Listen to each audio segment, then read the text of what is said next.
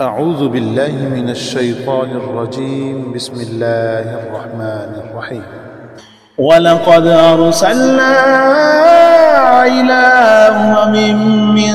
قبلك فأخذناهم بالبأساء والضراء لعلهم يتضرعون فلولا إذ جاءهم بأسنا تضرعوا ولكن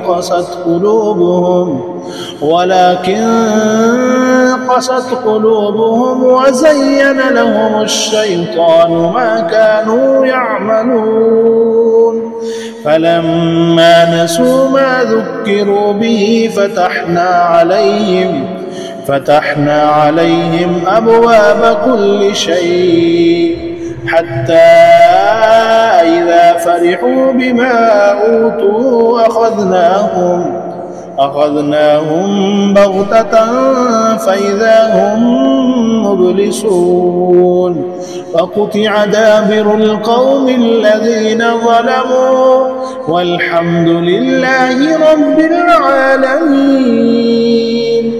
قل أرأيتم إن أخذ الله سمعكم وأبصاركم وختم على قلوبكم من إله غير الله يأتيكم به انظر كيف نصرف الآيات ثم هم يصرفون. قل أرأيتكم إن أتاكم عذاب الله بغتة أو جهرة هل يهلك إلا القوم الظالمون وما نرسل المرسلين إلا مبشرين ومنذرين فمن آمن وأصلح فلا خوف عليهم ولا هم يحزنون والذين كذبوا بآياتنا يمسهم العذاب بما كانوا يفسقون. قل لا أقول لكم عندي خزائن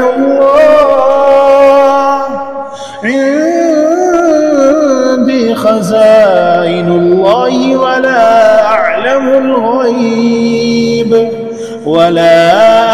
الغيب ولا أقول لكم إني ملك إن أتبع إلا ما يوحى إلي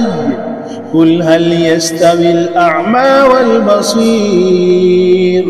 أفلا تتفكرون. وأنذر به الذين يخافون أن يحشروا إلى ربهم ليس لهم من دونه ولي ولا شفيع لعلهم يتقون. ولا تطرد الذين يدعون ربهم بالغداة والعشي يريدون وجهه ما عليك من حسابهم من شيء وما من حسابك عليهم من شيء فتطردهم فتكون من الظالمين. وكذلك فتنا بعضهم ببعض ليقولوا أهؤلاء من الله عليهم من بيننا أليس الله بأعلم بالشاكرين. وإذا جاءك الذين يؤمنون بآياتنا فقل سلام عليكم كتب ربكم على نفسه الرحمة أنه من عمل منكم سوءا بجهالة ثم تاب من بعده وأصلح فأنه غفور رحيم. وكذلك نفصل الآيات ولتستبين سبيل المجرمين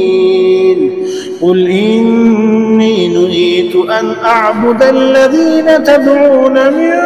دون الله قل لا أتبع أهواءكم قد ضللت إذا وما أنا من المهتدين قل إني على بينة من ربي وكذبتم به ما عندي ما تستعجلون به إن الحكم إلا لله يقص الحق وهو خير الفاصلين قل لو أن عندي ما تستعجلون به قل لو أن عندي ما تستعجلون به لقضي الأمر بيني وبينكم والله أعلم بالظالمين وعنده مفاتح الغيب لا يعلمها إلا هو ويعلم ما في البر والبحر وما تسقط من ورقة إلا يعلمها ولا حبة في ظلمات الأرض ولا رطب ولا يابس إلا في كتاب مبين وهو الذي يتوفاكم بالليل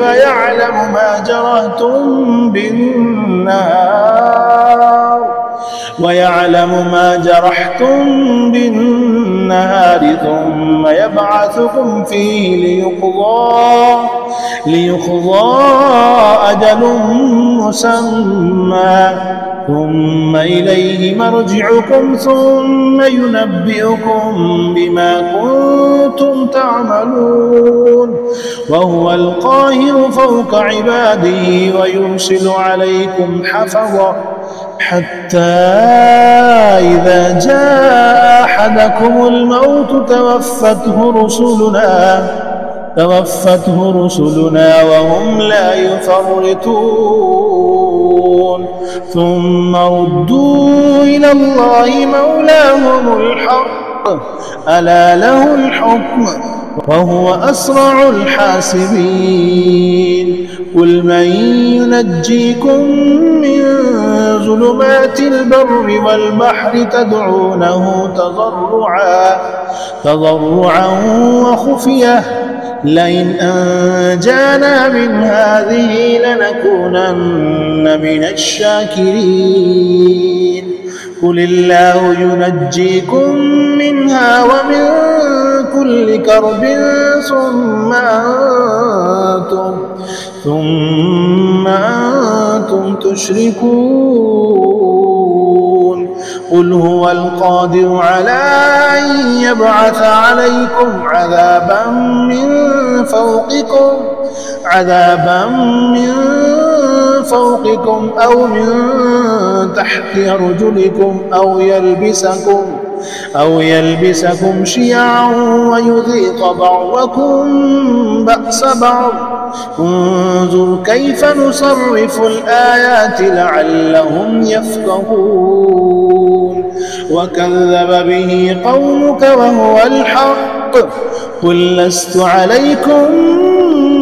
بوكيل لكل نبأ مستقر وسوف تعلمون وإذا رأيت الذين يخوضون في آياتنا فأعرض عنهم حتى يخوضوا في حديث غيره وإما ينسينك الشيطان فلا تقعد بعد الذكرى مع القوم الظالمين وما على الذين يتقون من حسابهم من شيء ولكن ذكرى لعلهم يتقون. وذل الذين اتخذوا دينهم لعبا ولهوا وغرتهم الحياة الدنيا وذكر به أن تبسل نفس بما كسبت ليس لها من دون الله ولي ولا شفيع، وإن تعدل كل عدل لا يؤخذ منها. أولئك الذين أبسلوا بما كسبوا لهم شراب من حميم وعذاب أليم بما كانوا يكفرون.